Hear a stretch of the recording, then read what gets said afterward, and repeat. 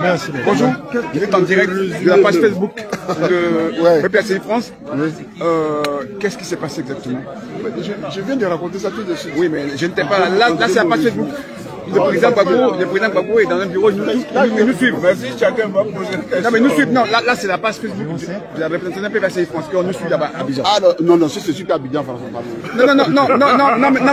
pour le parti. Le tout, ça va très loin. Mais c'est pour le parti. Non, c'est pour le parti. On est ensemble, c'est pour le parti. Les réseaux sociaux. C'est pour le parti, on me suit là. Donc, on m'attend. J'ai été appelé par des journalistes au pays qui veulent absolument savoir ce qui s'est passé. S'il vous plaît. Donc, bon, moi, ce que je vais dire, oui, c'est qu'aujourd'hui, on a assisté à une audience. Une audience où ça a été vraiment houleux. Où les partis, vraiment, ont fait valoir leurs prétentions respectives. D'accord. Au regard de ces présentations, les deux partis, on a assisté à vraiment un vrai duel juridique.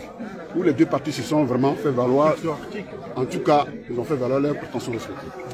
Le juge de détention, le juge d'appel est rentré pour délibérer.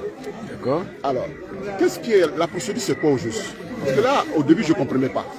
Parce que j'ai assisté à l'audience de la première instance et aussi devant la cour d'appel. D'accord. Le procureur de la République, c'est-à-dire le parquet, oui, eux, le préfet, eux, les deux, ils demandent à ce que la prorogation, c'est-à-dire la prorogation de M. Koné soit en rétention, soit prolongée. C'est-à-dire sa rétention soit prolongée de 26 jours. De combien de jours? 26 jours. 26 jours. Voilà. C'est la procédure. Et le maximum qu'on peut faire là-bas, c'est combien? 26 jours. 26 jours, d'accord. Et pendant les 26 jours, oui, le préfet ne reste pas tranquille. Le préfet demande au consulat ivoirien, oui, de lui donner des documents pour que son ressortissant soit extradé. Non, on ne peut pas parler d'extradition. Expulsé vers son pays d'origine. Voilà. Malgré tout ce qu'il attend là-bas, malgré... Non, attendez qu'il finisse. Ne donnez pas plusieurs versions. Ok, laissez-le finir. C'est pour ça que je veux pas, c'est pour ça que je suis rentré moi-même. D'accord. Pour ne pas que je prenne des informations de Facebook. D'accord. Donc je suis en train de dire que, oui, voilà ce qui s'est passé. Et vous, je suis rentré là-bas, je vous transmets fidèlement ce qui s'est passé. D'accord. Le procureur, je répète, oui, et le préfet, eux, ils contestent la première décision du juge de liberté de détention. D'accord. Le juge de détention et de liberté de détention, il vous maintient en détention. D'accord. Ou alors, il vous dit de partir. D'accord. Dans cette procédure, c'est que la juge de détention et de liberté, elle a dit que oui, l'assignation en résidence, elle a considéré que M. Koné présentait des garanties de représentation effective. Suffisantes. Ouais. Donc ça, là, c'est bien. C'est-à-dire que M. Koné pouvait sortir. D'accord. Et puis préparer lui-même son départ. Voilà. Vu qu'il a 3 OQTF qui sont à sa charge. Vers un pays de son choix. Voilà. Donc ce que je disais, si le consulat ivoirien, après les diligences qui seront effectuées par le préfet, si le consulat ivoirien ne dit rien, après 26 jours, on retourne encore devant le juge de liberté de détention. Waouh! Je ne sais pas si je le fais comprendre. Oui. Et celui encore qui va demander si M. Koné doit rester en rétention ou pas.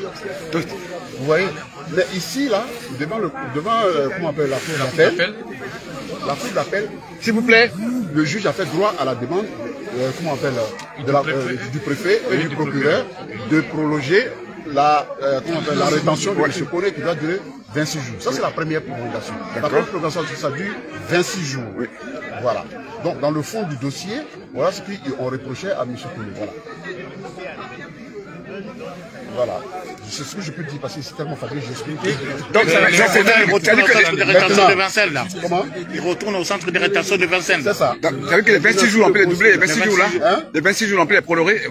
Non, les 26 jours, si le consulat dit quelque chose, ils sont obligés de les laisser. Moi, j'ai une question, monsieur. Si le consulat dit quelque chose, vous avez dit s'il ne dit rien, on va le ramener à un autre procès. Non, si le consulat, on constate, parce que la prolongation, ça dure 26 jours.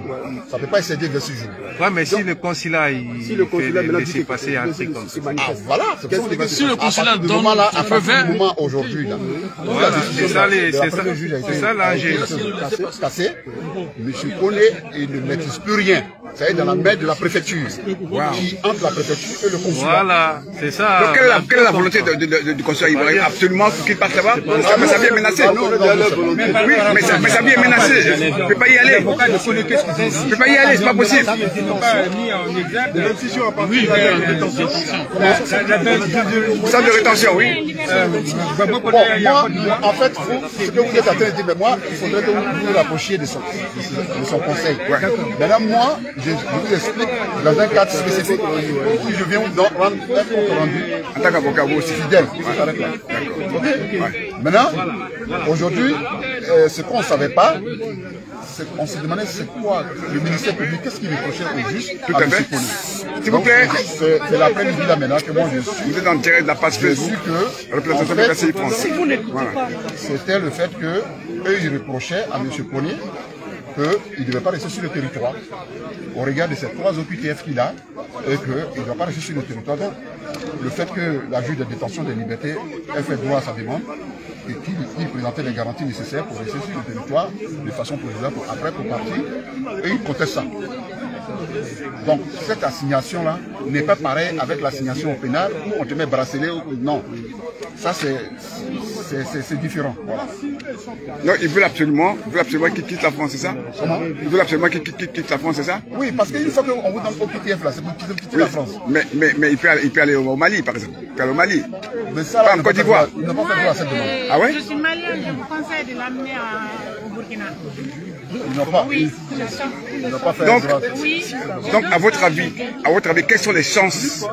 Quelles sont nos chances pour que notre frère, ami et camarade Babokene puisse être avec nous? Quelles sont les chances? Ça, c'est le tribunal administratif. Pour voir le tribunal administratif. Là, ça, c'était pour contester la décision du juge de liberté de détention. Donc, lui, on le remet en centre de rétention. Or, si tu es en centre de rétention, qui dit centre de détention, c'est pour te expulser. Tout à fait. Donc, pendant les 26 jours, si la préfecture n'a pas réussi, voilà, Teradi, ouvrez le micro, Teradi. Ouvrez le micro, Teradi. Ouvrez le micro de Teradi. Voici Blaise Pascal Logbo qui parle là-bas. Voici le représentant du PPACI France qui parle là.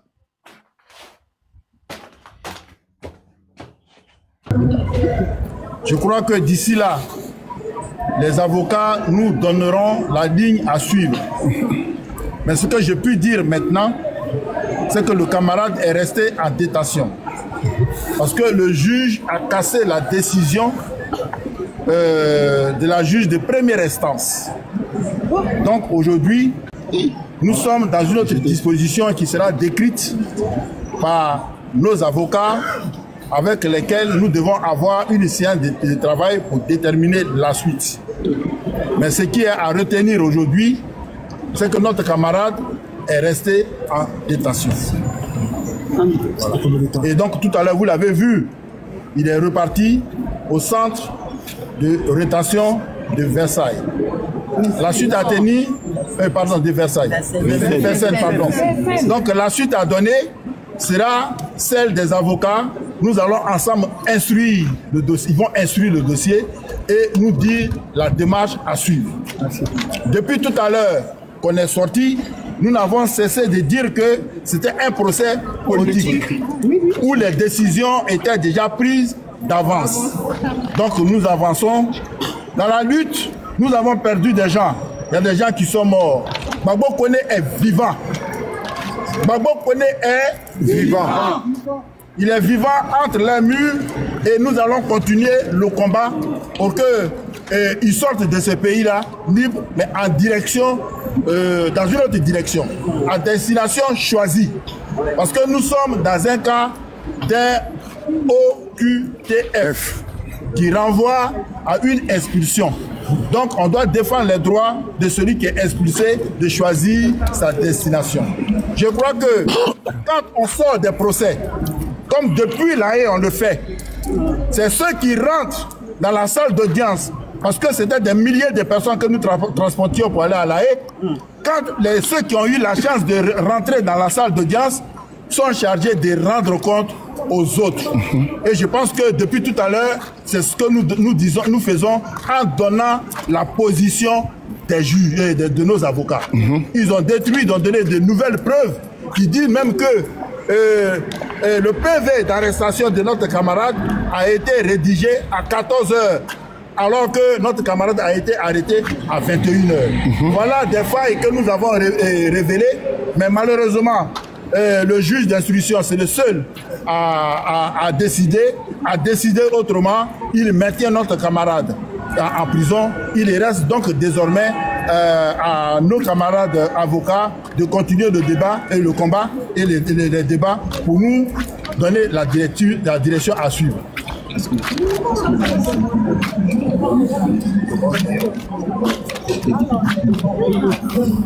Donc voilà un peu ce que je voulais dire sur cette situation.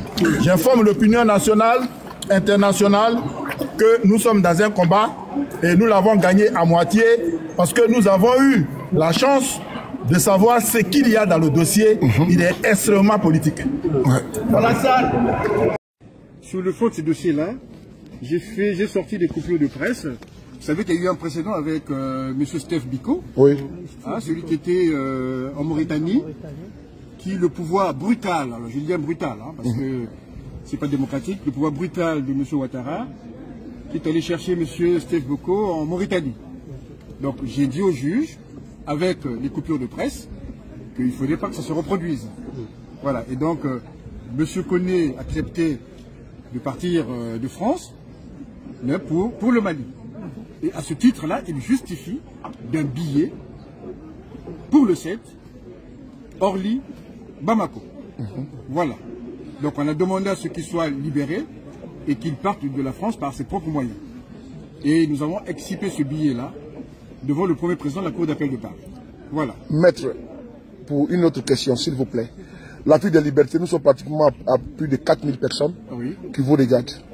Parce que votre visage est rentré... C'est notre institut, hein? Oui, l'institut, oui. J'en fais partie. Oui, effectivement. Nous sommes à près de 4000 personnes. Nous sommes sur YouTube, Facebook et TikTok. Votre visage est partout. Et nous comptons énormément sur vous. Oui. Maître, le monde entier vous poser cette question-là. Est-ce que vous êtes confiant que notre frère Babo Koné, la confirmation sera faite aujourd'hui par la Cour d'appel? J'ai toujours fait ce V-là dans mes photos avec lui. Oui. Donc je le refais. C'est la victoire. Oui. Voilà. C'est ma réponse. Oui. Ça met des applaudissements. Applaudissez. Le maître est confiant. Maître, votre dernier mot. Allez-y, voilà. Les derniers mots du maître, oui, bien sûr.